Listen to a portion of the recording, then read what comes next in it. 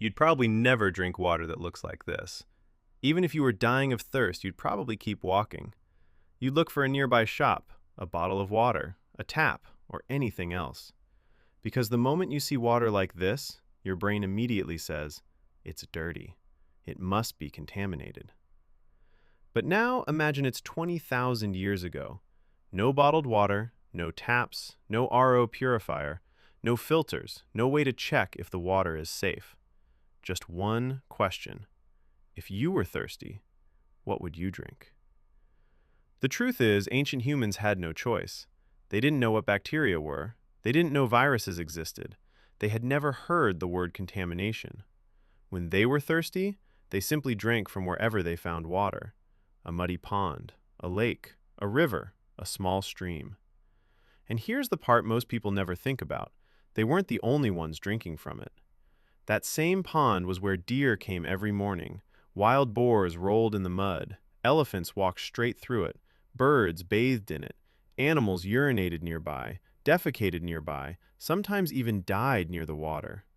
And a few hours later, humans drank from that exact same source. There wasn't a human pond and an animal pond. It was the same water, the same source, the same risk. Sometimes they drank and nothing happened. Other times they became violently sick.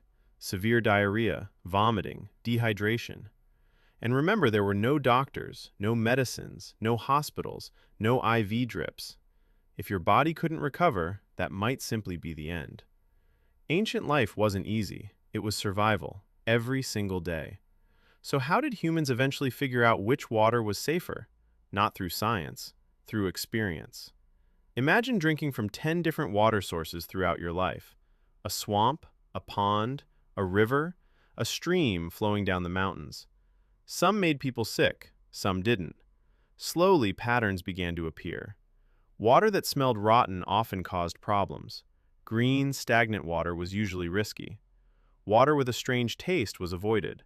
But flowing streams, especially fresh water coming down from higher ground, usually tasted better, looked clearer, and made people sick less often. Nobody knew why. They simply remembered what happened. Parents taught their children. Hunters shared what they had learned with the group. Generation after generation, these lessons became knowledge, not written in books, but carried in memory. Today, many people believe ancient humans survived because they had stronger stomachs than we do. But that's actually a myth. Their digestive systems were very similar to ours. The difference wasn't stronger bodies, it was a different world.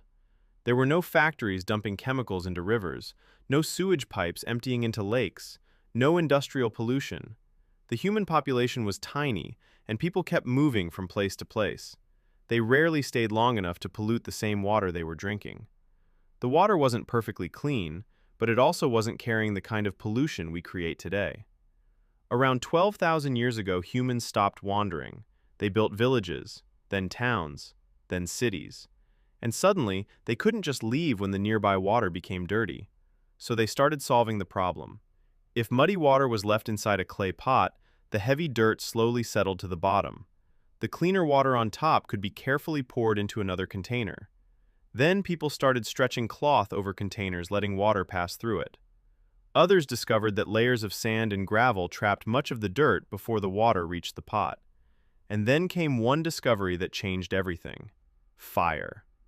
Once humans learned to control fire and make pottery, they started boiling water. They didn't know boiling killed microorganisms.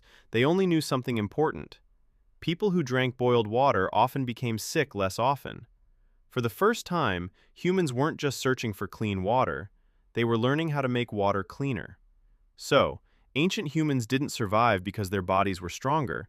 They survived because they learned. Some survived, some didn't. Every mistake taught the next generation something new. Those lessons became the foundation of everything we have today. And here's the irony. Our ancestors lived in a world without bottled water or filters, yet many of their rivers remained cleaner because humans hadn't filled them with industrial waste, sewage, and plastic. Today we have everything, and centuries of knowledge handed down to us. But we're also the generation polluting the very water we depend on. The greatest privilege we have isn't technology. It's the thousands of years of hard-earned knowledge our ancestors paid for, sometimes with their lives. And that's how ancient humans finally learned to drink clean water.